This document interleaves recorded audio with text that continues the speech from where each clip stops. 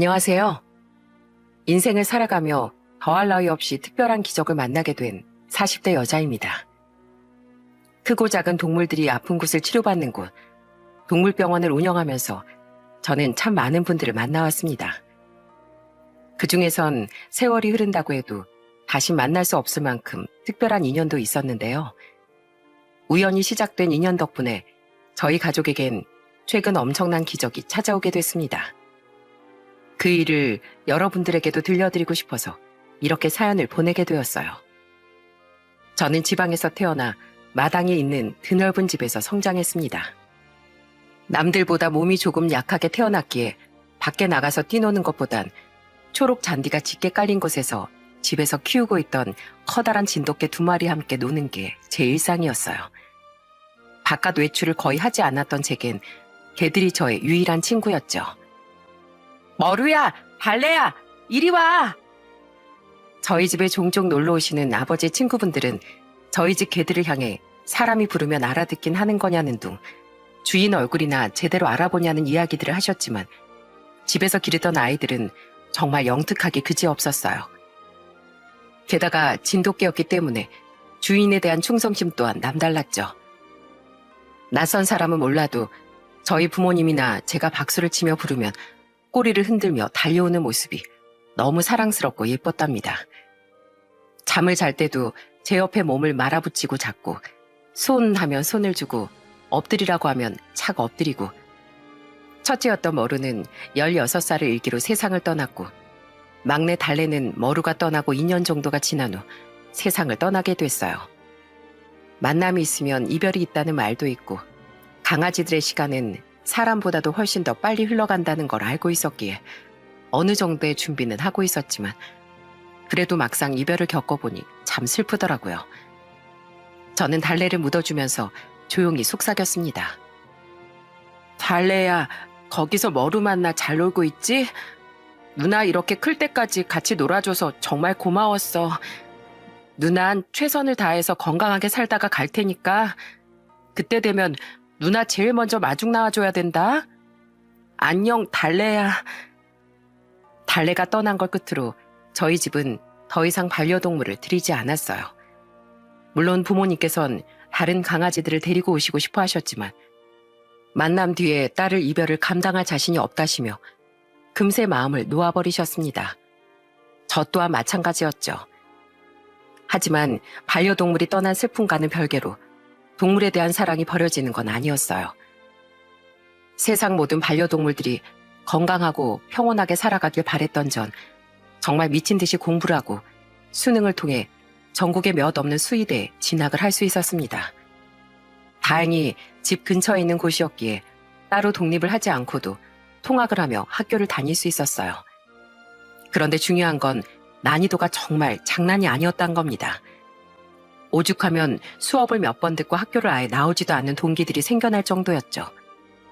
중간고사와 기말고사를 치는 것도 말 그대로 죽음에 가까웠지만 저는 그 과정들을 꾹 참고 버텼습니다.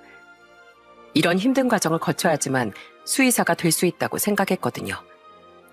항상 지친 기색 없이 열심히 공부만 하는 절 보면서 동기들은 이런 얘기를 했습니다.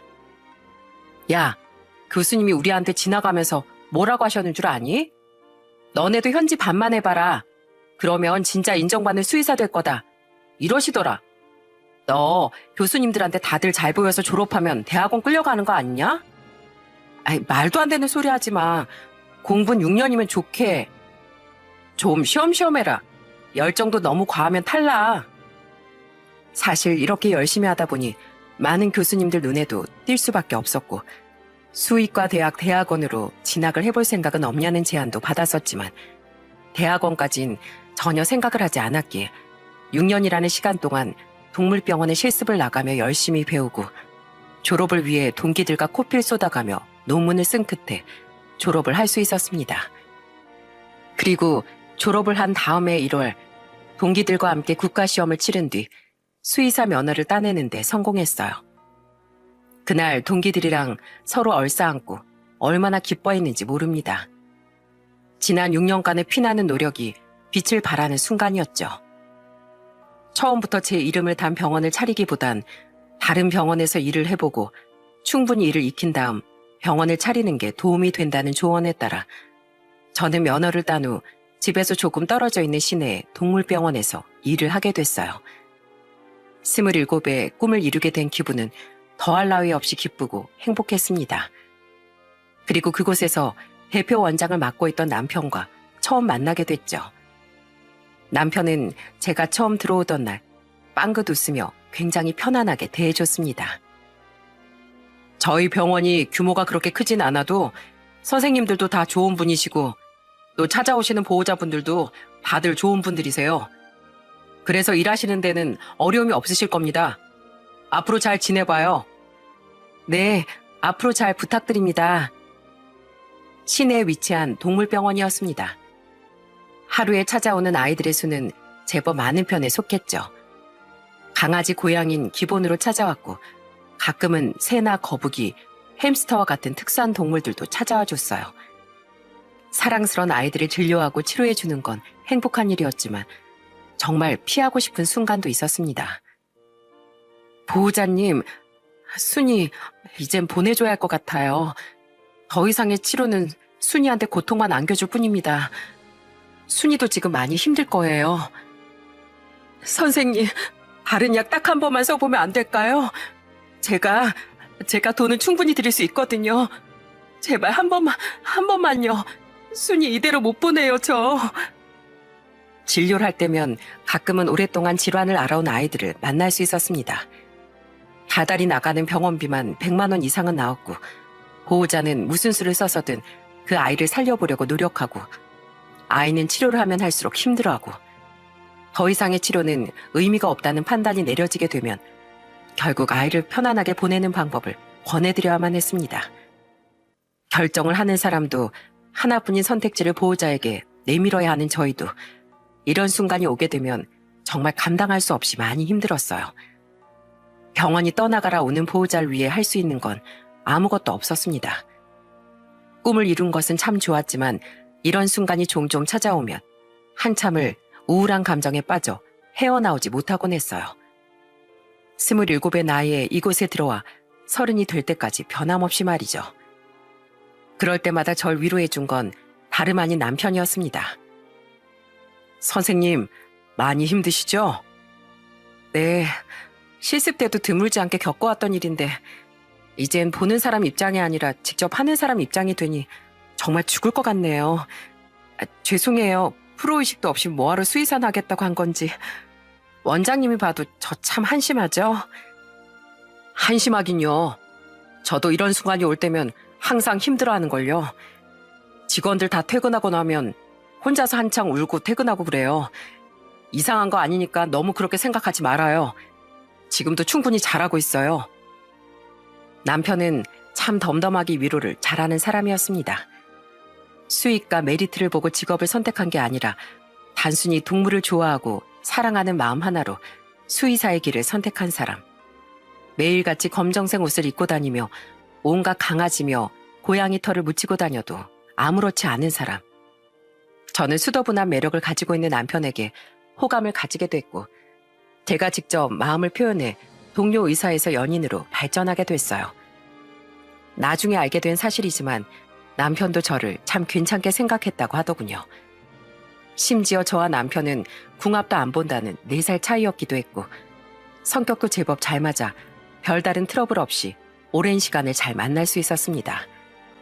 다행히 양가 부모님 모두 저희의 결혼을 허락해 주셔서 평생 제 편이 되어줄 든든한 사람과 함께 할 수 있었답니다.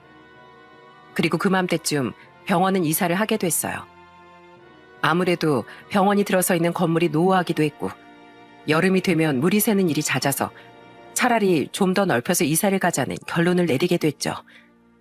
어디로 이사를 가면 좋을지 살펴보니 지금 저희가 살고 있는 동네에 동물병원이 단 한 개도 없는 겁니다.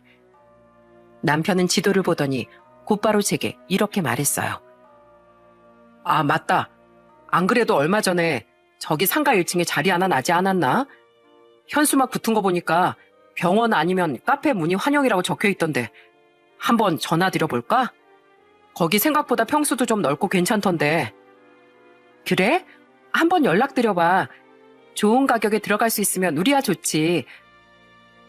여기 사시는 분들은 굳이 시내까지 안 나가셔도 되고. 그렇게 남편은 곧바로 문의를 드렸고 생각보다 괜찮은 비용에 저희는 고민할 필요도 없이 그곳으로 들어가기로 결정을 내렸습니다. 인테리어를 하고 제대로 갖춰지기까진 7개월이라는 시간이 걸렸고 7개월 동안 저희는 그곳에서 최선을 다해 아이들을 진료했어요. 그리고 원래 있던 곳에서 마지막으로 진료하는 날 찾아주시는 보호자님들께 일일이 인사를 드렸습니다. 저희 오늘 여기서 마지막으로 영업하는 날이에요. 건물이 너무 노후화가 돼서 어쩔 수 없이 이사를 가게 됐거든요. 이제 우리 이쁜 도비 못 봐서 많이 아쉬워요. 안 그래도 이야기 들었어요. 아휴, 동네가 좀 가까우면 우리 선생님 계신 곳으로 갈 텐데 버스를 2번이나 갈아타야 하는 곳이라 거기서도 잘 되실 거예요. 지금까지 저희 도비 잘 봐주셔서 감사했어요. 찾아오실 수 있는 거리에 계시는 보호자님들께선 이전을 하더라도 계속 저희 병원에 찾아와 준다고 말씀을 주셨고 거리가 너무 멀어져서 찾아가긴 어렵겠다며 아쉬움을 표현하시는 보호자님들께는 그동안 찾아주셔서 감사하다고 진심으로 고개 숙여 마음을 전했습니다. 그렇게 저희는 원래의 공간보다 훨씬 더 넓고 쾌적한 곳으로 이사를 오게 됐어요. 이전과는 확실히 달라진 모습에 다른 직원들도 다들 혀를 내두르더군요. 우와, 원장님, 기존에 있던 곳이랑은 차원이 다른데요? 넓기도 무지 넓어졌고 앞으로 진료하기 더 편하겠어요. 못 보던 기계도 있네. 휴게실도 있고. 넓어진 공간에 큰맘 먹고 새로 들인 장비들 그리고 직원들을 위한 휴게실까지 마련되어 있어 모두가 만족했습니다. 이곳에서 새롭게 여정을 시작할 생각에 저와 남편은 가슴이 마구 두근거렸어요. 그렇게 새로운 곳에서 새로운 시작을 한 지 일주일 정도 되던 날이었습니다. 장마의 시작으로 정말 억수같이 비가 쏟아지던 날이었어요. 도로 곳곳에 물웅덩이가 생겼고 배수구가 역류해서 물이 아주 칼칼 쏟아질 정도로 많은 비가 내려 오늘은 아이들을 데리고 찾아오기 힘드시겠구나 하며 바깥에서 세차게 내리는 비를 멍하니 구경만 하고 있던 그때였어요.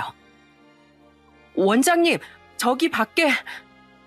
데스크에 있던 직원이 깜짝 놀라 저를 향해 밖을 보라며 손가락질을 했고 저도 덩달아 놀라서 밖을 보니 어떤 할아버지께서 우산 하나 없이 강아지 한 마리를 품에 안고 계시는 게 아니겠어요?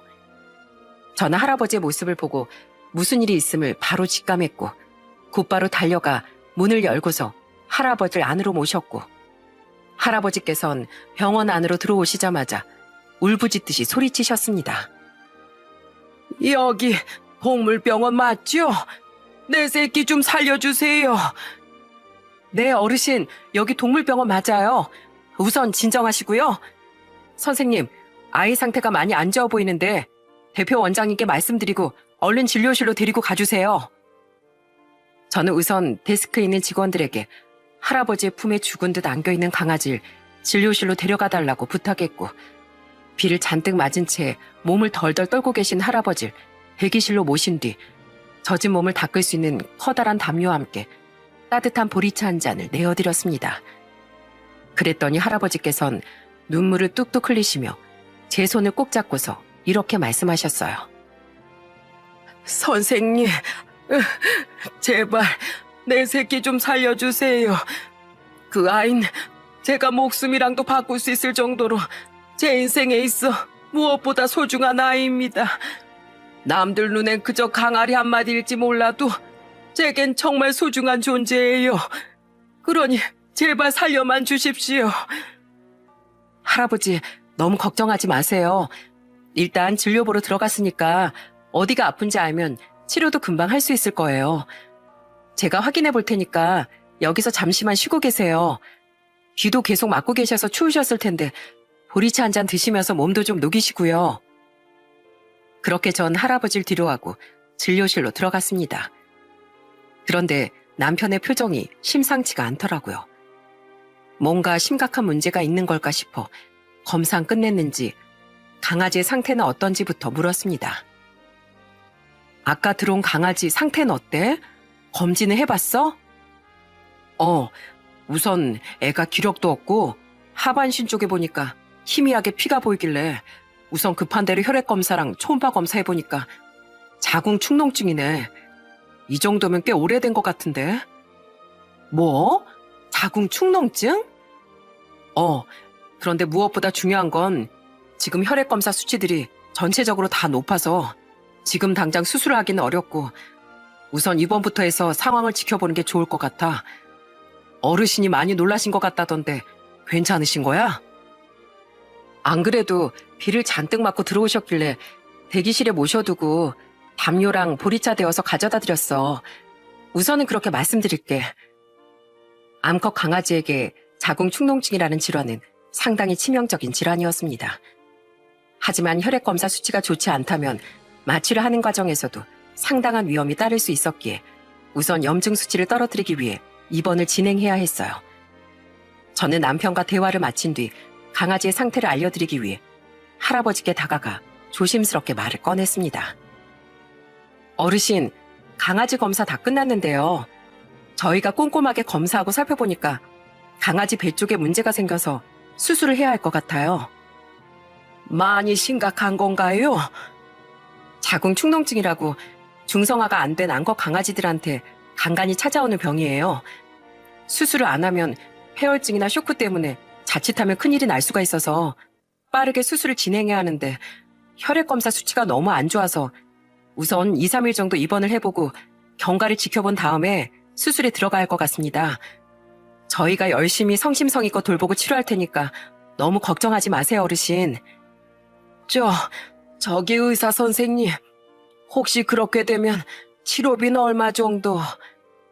평균적으로 입원비, 약값이랑 처치비, 수술비까지 다 합해서 120만 원 정도 나올 거예요.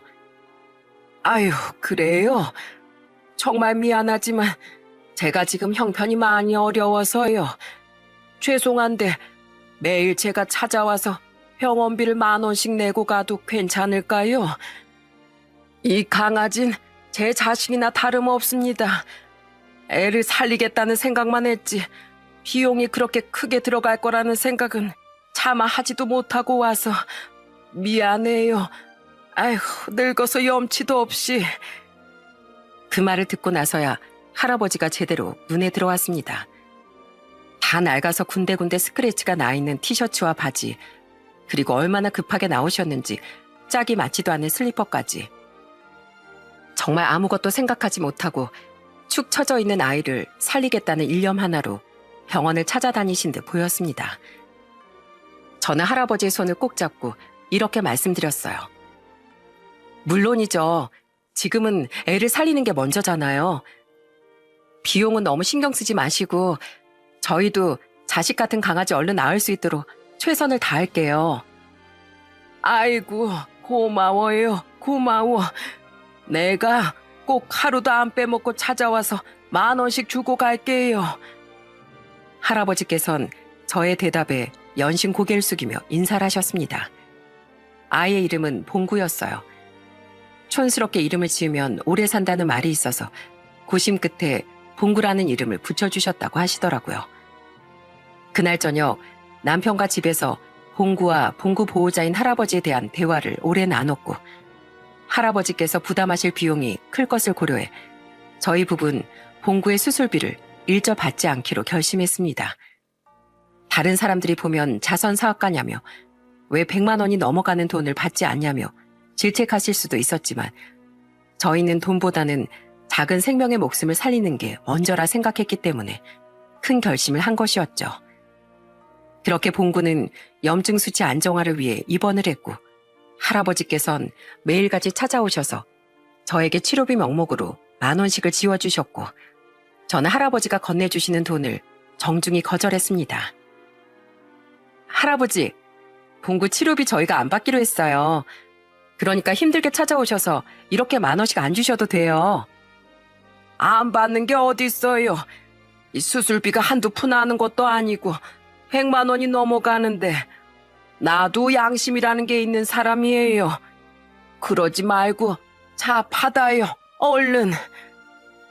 정중히 할아버지께서 건네는 10,000원을 거절했지만 할아버진 되려 화를 내시며 끝끝내 돈을 쥐어주셨습니다. 그래서 저와 남편은 그 돈을 받는 척하면서 모아둔 다음 나중에 할아버지께서 수술비 전체를 다 지불하시면 그때 도로 돈을 돌려드리자는 비밀스러운 계획을 세웠답니다. 그래서 할아버지가 주고 가신 돈은 모두 남편의 방에 있는 금고로 들어가게 됐죠. 봉구는 불행 중 다행히도 염증 수치가 잡혀서 무사히 수술을 받을 수 있었습니다. 수술을 끝내고 나니 이 작은 몸으로 참 오래도 버텨줬다 싶어 기특한 마음이 들더라고요. 할아버지께선 수술을 끝낸 봉구를 보시며 눈물을 글썽이셨습니다. 아이고, 힘든 수술도 이렇게 무사히 잘 끝내주고 장하다 내 새끼, 장해, 아주 기특해. 우리 봉구가 할아버지 생각하면서 잘 버텨준 것 같아요. 생각보다 빨리 수치도 잡혔고 수술도 성공적으로 끝났어요. 앞으로 경과만 잘 지켜보면 될 것 같네요. 별 볼 일 없는 이 늙은이 사정도 다 봐주고 강아지도 이렇게 성심성의껏 돌봐주고 내 평생 이런 의사 선생님은 만나본 적이 없는데 목숨 가두 같은 우리 봉구 살려주셔서 감사합니다. 정말 감사해요. 할아버지께서 눈물까지 흘리시며 좋아해 주시니 뿌듯한 마음도 들었고 또 한편으론 얼마나 속을 태우셨을까, 얼마나 망설이셨을까 하는 생각이 들어 뭉클해지기도 했습니다. 그 후 봉구는 10살이라는 노령의 나이에도 살고자 하는 의지가 강했던지 건강한 모습으로 회복해 집으로 돌아갈 수 있었고 할아버지께선 어김없이 하루에 한 번씩 찾아와 10,000원을 건네주고 가셨습니다. 원래 처음 보는 사람도 자주 마주치면 내적 친밀감이 생긴다고 하잖아요. 할아버지께서도 같은 시간에 매일같이 찾아오시다 보니 저와 남편을 비롯해 데스크에서 일을 하는 직원들과도 자연스럽게 대화를 하는 사이가 됐습니다. 할아버지, 오늘은 10분 늦게 오셨네요. 오늘은 설거지 거리가 좀 많아서 그거 다 끝내놓고 오느라 좀 늦었네요. 여기 10,000원 내고 갑니다. 설거지 거리요? 할아버지, 식당에서 일하세요? 저기 건너편에 중국집 있죠? 거기서 하루에 2시간씩 쌓여있는 그릇들을 설거지하는 일을 하고 있어요. 나이 먹고 다 늙어 빠진 영감쟁이를 어디서 써줄까 했는데 그래도 일을 할 수 있는 곳이 있다는 게 감사하기도 하고 그러네요.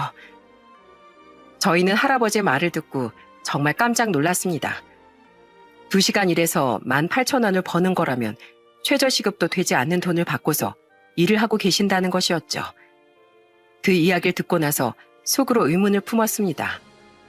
결혼을 하지 않으신 건지 자식은 없는 건지 보통 할아버지 연령대라면 집에서 쉬시거나 동네 경로당에 나가 바둑이나 두면서 자식들이 주는 용돈을 받으며 노후를 즐기기 마련인데 왜 저렇게 고생을 하시는 걸까 싶은 생각이 들었어요.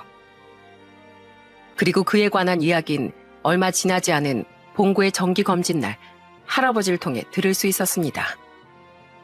할아버지, 봉구가 회복이 빠른 편이네요. 염증 수치도 처음보다 훨씬 많이 떨어졌고요. 봉구가 나이가 제법 있는 편이어서 조금 걱정을 했었는데 그래도 이렇게 괜찮아지게 돼서 정말 다행이에요. 이게 다 우리 선생님들 덕분이지요. 그날 선생님께서 먼저 문을 열어주지 않으셨더라면 정말 어떻게 됐을지 상상도 하기 싫습니다. 우리 봉구는 정말 제 자식 같은 아이거든요. 봉구는 어쩌다가 키우게 되신 거예요? 저는 사실 가정이 있는 사람이에요.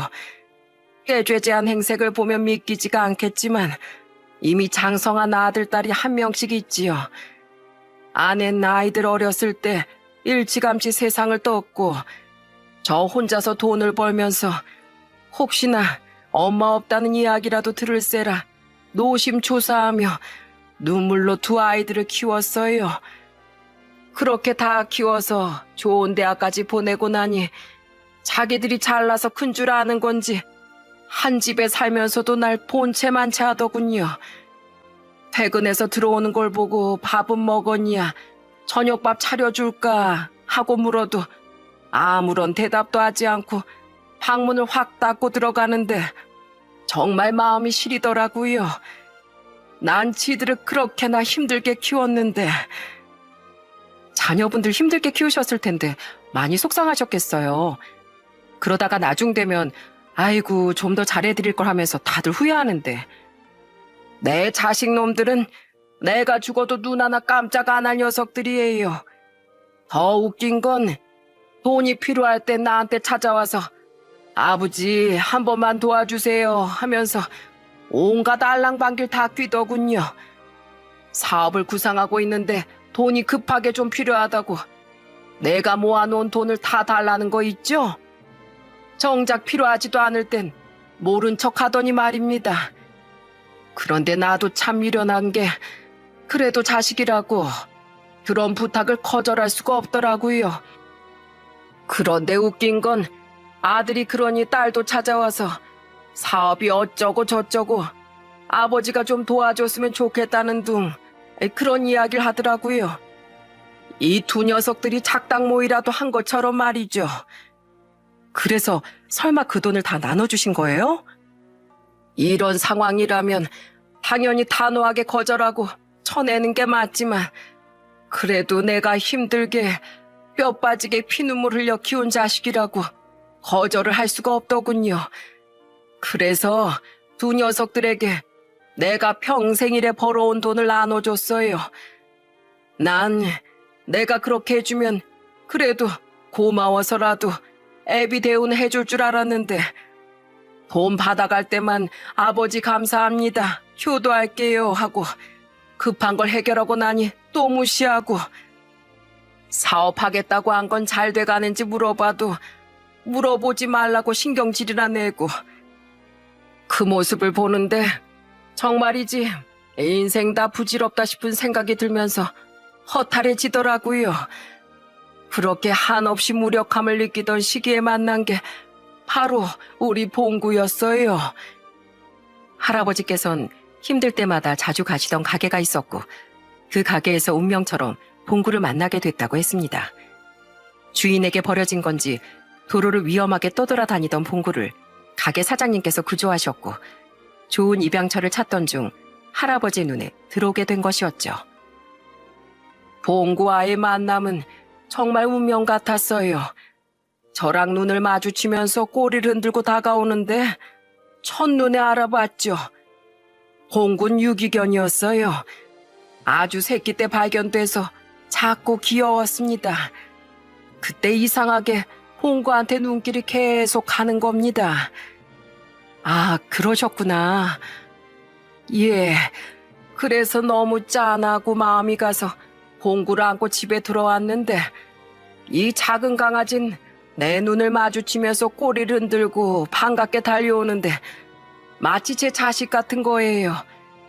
항상 아침에 일어날 때면 혼자 외로웠는데 요즘은 일어나자마자 봉구가 애교도 부리고 내게 안겨주고 밖에 외출을 하면 내 보디가드가 되어주고 신기하게도 내가 자식들 때문에 속상해서 울고 있으면 우리 봉구도 따라 울더라고요. 마치 내 마음을 이해한다는 듯이요. 참 신통한 애였어요. 그런데 어찌 제가 봉구를 외면할 수 있었겠습니까? 봉구가 정말 운명처럼 찾아온 존재네요. 다행이에요. 할아버지를 만나 이렇게 잘 지낼 수 있어서. 할아버지랑 봉구를 보면 서로가 서로를 되게 소중히 여기는 게 보여요. 친자식들에게 마음을 터놓고 기대실 수 있다면 참 좋았을 텐데 하는 생각이 들었지만 그래도 지금 할아버지 곁에 봉구가 있다는 사실이 다행이라 여겨졌습니다. 그리고 그날 저희 부부는 금고를 열어 여태까지 할아버지께서 수술비 명목으로 저희에게 매일같이 주고 가셨던 돈 총 120만 원을 고스란히 돌려드렸어요. 할아버진 그 돈을 받으시고서 정말 깜짝 놀라셨습니다. 아니 선생님, 이게 웬 돈입니까? 할아버지께서 매일같이 오셔서 저희한테 10,000원씩 주고 가셨잖아요. 봉구 수술비 못 내신 거 그거 저희가 그대로 모아놓고 있었어요. 나중에 다 모으면 돌려드려야지 했는데 오늘 이렇게 드리게 됐네요.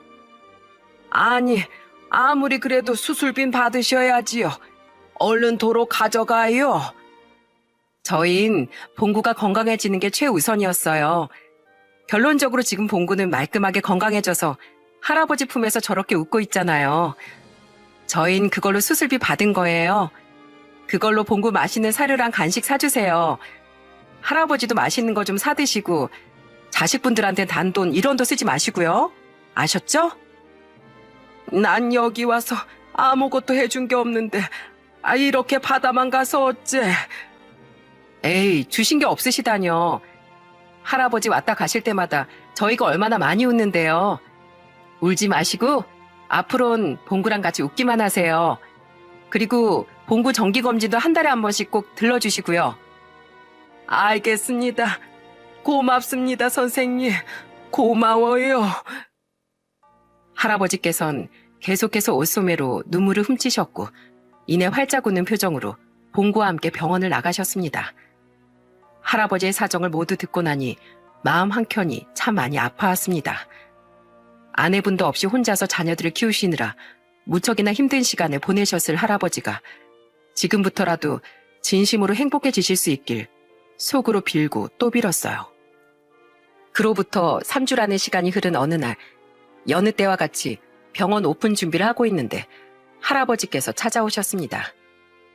그런데 평소와는 다르게 안색도 너무 좋지 않은 데다 봉구도 데리고 오시지 않아서 혹시 무슨 일이 있으신 건가 하는 걱정스러운 마음에 할아버지께 다가갔어요. 할아버지, 오늘은 봉구 없이 오셨네요. 그런데 안색이 너무 안 좋으세요. 무슨 일 있으세요? 저기, 의사 선생님, 정말 미안하지만 저랑 병원에 좀 같이 가줄 수 있을까요? 일주일 전에 나라에서 해주는 무료 건강검진을 받았는데 검사 결과를 보호자랑 같이 들으러 오라고 하네요. 우리 자식놈들은 부탁해도 귀찮다고 따라가지도 않으려고 해서 혼자 가도 의사가 하는 말을 제가 다 알아들을 수 있을까 싶고 내가 부탁할 사람이 우리 의사 선생님밖에 없어서 이렇게 찾아왔습니다. 할아버지의 말씀을 듣고서 순간 가슴이 철렁 내려앉는 것 같은 느낌을 받았습니다. 건강검진을 받았는데 보호자와 함께 동행하라고 했다는 건 분명 무슨 문제가 있는 거라 말이거든요. 마침 저는 진료가 없는 시간이었기에 남편에게 이야기를 하고서 곧바로 할아버지를 모시고 병원으로 향했습니다.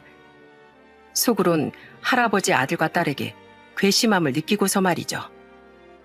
그리고 병원에 도착해 할아버지의 막내딸 신분이라고 말하고 의사 선생님과 대화를 나누는데 할아버지의 검사 결과는 정말 충격적이었어요. 여기 보시면 하얗게 되어 있는 거 보이시죠? 이게 다 암이라는 건데 아버님 같은 경우엔 이제 간암 말기 그리고 신장이랑 위까지 암세포가 전이된 단계라 보실 수 있어요. 연세가 있으신 편이라 젊은 사람들에 비해 진행 속도 느릴 수 있지만 사실상 항암치료 진행하는 건 의미가 없을 겁니다. 내 가족도 아닌데 간암 말기라는 소리를 듣고서 심장이 터져 나갈 것 같았습니다. 그런데 정작 할아버지께선 굉장히 평온한 표정을 짓고 계셨고 이내 의사 선생님께 이렇게 말씀을 하셨습니다. 치료를 하는 게 소용이 없으면 안 해야지. 막말로 난 살 만큼 살았고 여기서 더 살고 싶다고 발버둥 치면 추접스러워 보이지 않겠어요? 나같이 아무짝에 쓸모도 없는 영감쟁이가 하루빨리 떠나줘야 젊은 사람들이 더 살기 좋은 나라가 되지.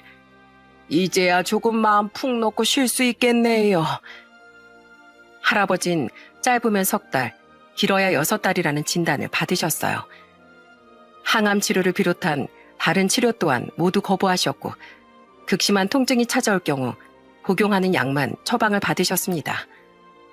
저는 속상한 마음에 할아버지를 붙잡고 이렇게 말했어요.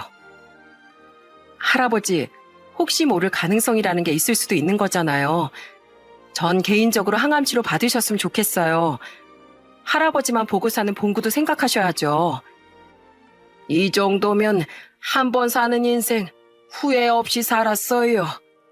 이제 때가 됐으니 한 줌 흙으로 돌아가야죠. 그래도 말년에 자식들 앞에서 벽에 똥칠하는 짓은 안 해서 다행이다 싶기도 하고 그래도 마음은 홀가분하네요. 우리 봉구가 좀 눈에 밟혀서 그렇지. 할아버지의 덤덤한 말투가 제 마음을 더 아프게 했습니다. 그렇게 병원을 나온 저는 할아버지를 댁까지 모셔다 드렸어요. 그가 말년에 우리 의사 선생님 만난 게 제일 큰 복인 것 같습니다. 내 팔자에 어쩜 이렇게 커다란 복이 들어왔을까 싶을 정도로 고마워요. 돈도 없고 볼 것도 없는 늙은이를 이렇게까지 잘 챙겨줘서. 저는 남편에게도 할아버지의 투병 사실을 알렸고 그날 이후부터 남편과 함께 하루 2번씩 할아버지를 찾아뵙고 봉구도 틈틈이 챙기기 시작했습니다. 하지만 할아버지의 병세가 워낙에 좋지 않다 보니 하루가 갈수록 상태는 더욱 안 좋아지셨고 결국 진단을 받으신 지 3달도 되지 않아 할아버지께선 상태 악화로 인해 병원으로 옮겨지셨습니다. 통증 때문에 제대로 눈도 뜨지 못하시면서도 계속 중얼거리시며 봉구 걱정을 하시더라고요. 우리 봉구 밥 줘야 하는데, 물도 챙겨줘야 하는데. 할아버지, 봉구 밥이랑 물은 저희가 다 챙겨주고 왔어요. 봉구는 할아버지 오시기만을 기다리고 있으니까 얼른 일어나서 다시 댁으로 가셔야죠. 의사 선생님, 내가 눈을 감거든 우리 봉구는 어디 입양 보내지 말고 남은 시간 동안 우리 의사 선생님이 잘 돌봐줘요. 다른 사람은 몰라도 의사 선생님이라면 충분히 믿고 맡길 수 있을 것 같아요. 이 늙은이 마지막 부탁이니 꼭 좀 들어줬으면 좋겠어요. 결국 할아버지께선 이 말 한마디만 남기신 채 그날 밤 험난했던 세상의 여정을 모두 마무리 지으신 채 눈을 감으셨습니다. 할아버지 아들과 딸에겐 병원에서 직접 연락을 한다고 말씀하셨고 원내에 있는 장례식장에 빈소가 차려질 거란 이야기를 듣고서 저희는 조용히 슬픔을 추스르며 봉구를 데리러 가기 위해 할아버지 댁으로 찾아갔습니다. 병원으로 이송하던 날 문을 잠그고 나오지 않았기에 어렵지 않게 들어갈 수 있었어요. 봉구는 평소와는 다름을 느낀 건지 밥이랑 물을 입도 대지 않은 채로 현관문만 바라보면서 엎드려 있었습니다. 봉구야, 할아버지가 오늘 편안한 곳으로 가셨어. 이제 선생님 집으로 가자. 여보, 봉구 사료랑 장난감 같은 것만 좀 챙겨줘. 봉구는 다행히도 순순히 저희 품에 안겨졌습니다.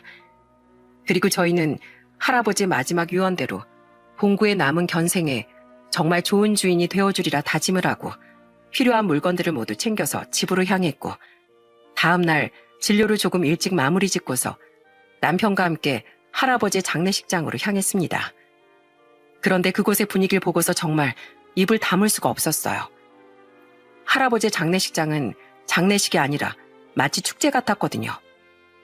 자식으로 보이는 사람들은 상주가 맞는 건지 자기네들끼리 이야기를 하며 박장대소를 하고 있고 다른 쪽에선 고수도판이 벌어지고 있고 아무리 장례식의 분위기가 이전이랑은 달라졌다고 하기로서니 이렇게 가벼울 수가 있나 싶은 마음에 화가 울컥 올라왔습니다.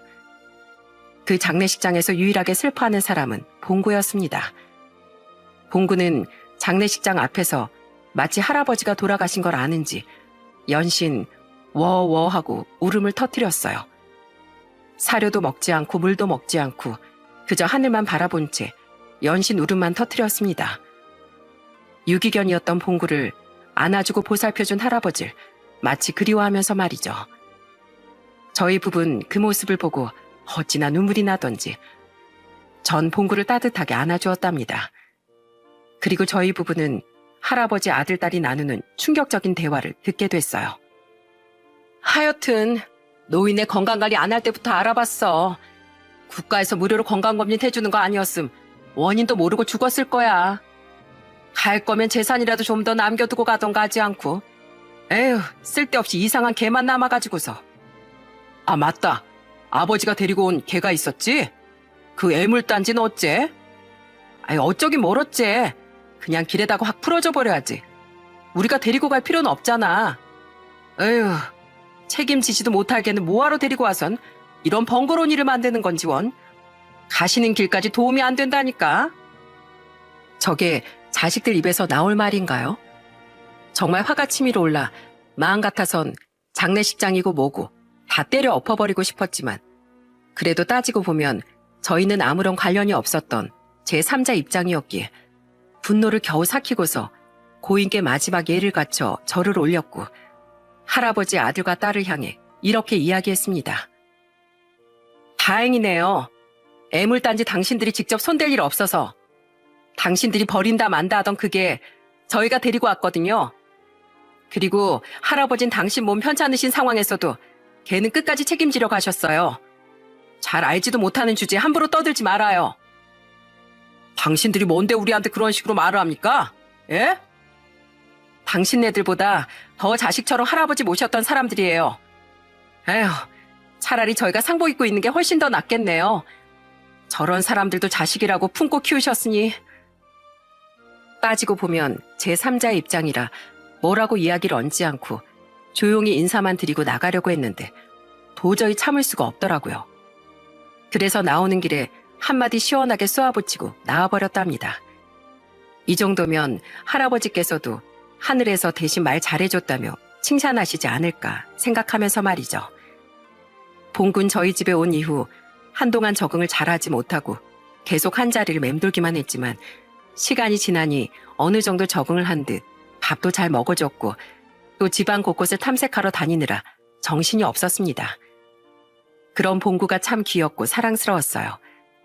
그리고 몇 개월이 지났습니다. 오늘따라 머리가 왜 이렇게 아프지? 갑자기 머리가 아파? 서랍 안에 두통약 있으니까 꺼내 먹어. 그래야겠다. 당신 오늘 늦게 들어와? 아니, 잠깐 나갔다가 저녁 되기 전에 들어올 거야. 몸 안 좋으면 오늘은 어디 나가지 말고 푹 쉬고 있어. 내가 저녁에 맛있는 거 해줄게. 좀 잘까 싶어. 조심히 잘 다녀오고 오기 전에 전화 줘. 그날은 하늘에 구름 한 점 없이 청명한 여름이었습니다. 저희 집은 1층 주택이었고 여름이 되면 환기도 시킬 겸 항상 문을 열어둔 채 지냈어요. 그날 남편은 평소랑 다르게 컨디션이 좋지 않았고 머리가 아프다는 이야기를 하길래 저는 서랍 안에 있는 두통약을 챙겨 먹으라고 하고 볼일을 보기 위해 외출을 한 상태였습니다. 그런데 이상하게 기분이 찝찝하더라고요. 평소에 머리가 아프다고 이야기를 한 적은 단 한 번도 없었거든요. 그래도 사람이 살다 보면 당연히 한 번쯤은 두통이 일어날 수도 있지 싶어 크게 신경 쓰지 않고 볼일을 보고 있는데 외출을 한 지 1시간 반 정도 지났을 무렵 낯선 번호로 전화 한 통이 걸려왔습니다. 바로 남편이 쓰러져서 지금 병원으로 실려가고 있다는 전화였어요. 전화를 받자마자 저는 곧바로 병원 응급실로 달려가 남편을 찾았습니다. 현지 씨, 여기야, 여기. 정신없이 응급실에서 남편을 찾아다니고 있는데 어딘가에서 절 부르는 목소리가 들려왔어요. 그 목소리의 주인공은 바로 평소에 저희 부부와 가까이 지내던 이웃집 아저씨였어요. 그리고 그 아저씨의 품에는 봉구가 안겨 있었습니다.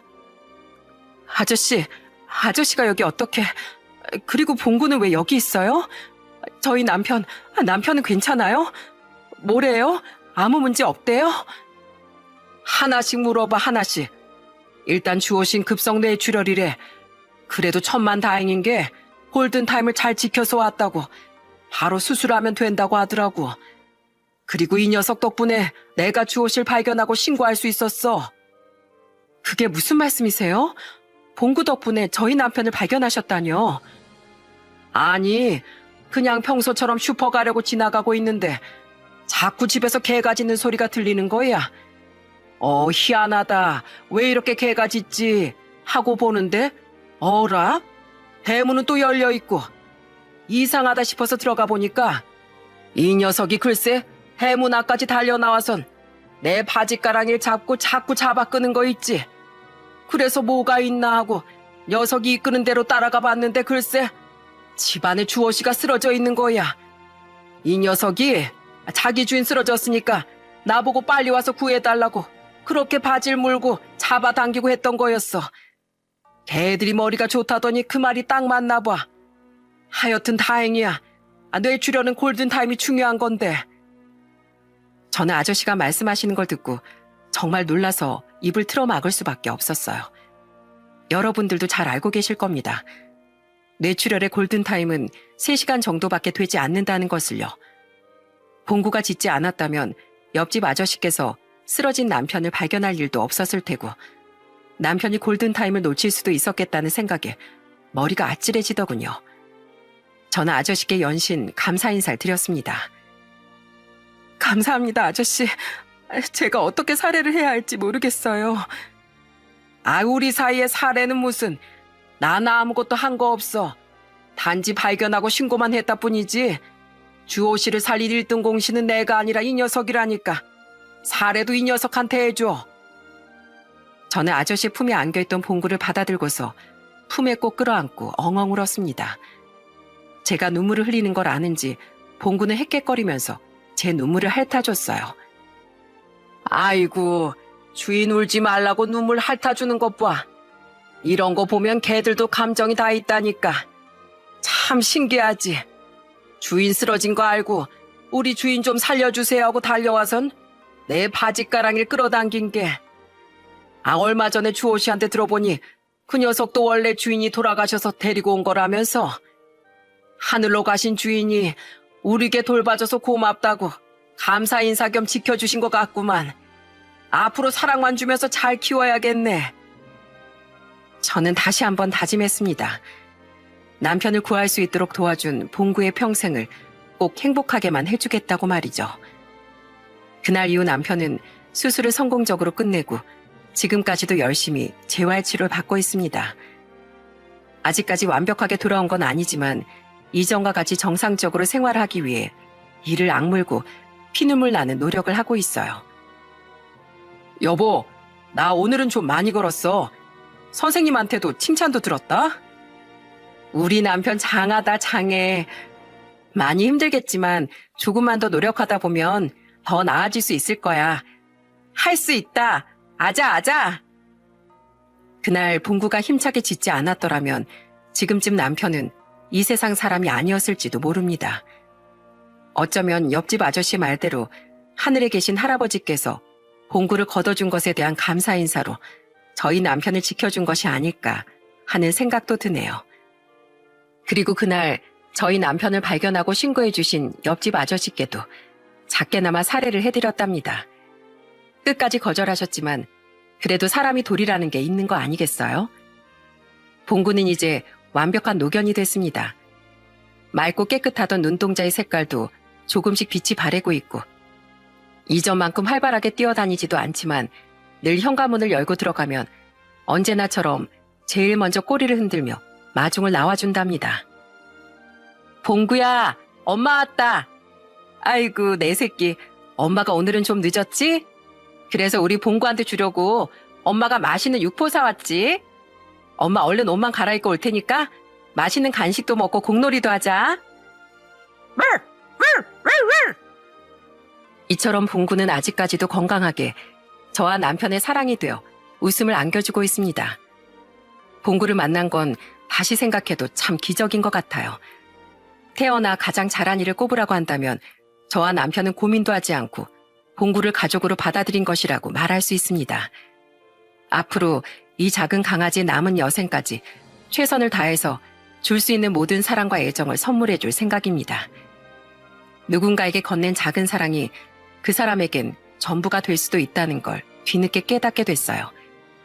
그러니 여러분께서도 살아가는 동안에 마음을 주고받는 데 소중한 시간을 보내셨으면 하는 마음에 이렇게 사연을 보내게 됐습니다. 저의 사연은 여기까지입니다. 모든 분들에게 항상 행복이 따르기를 바랍니다.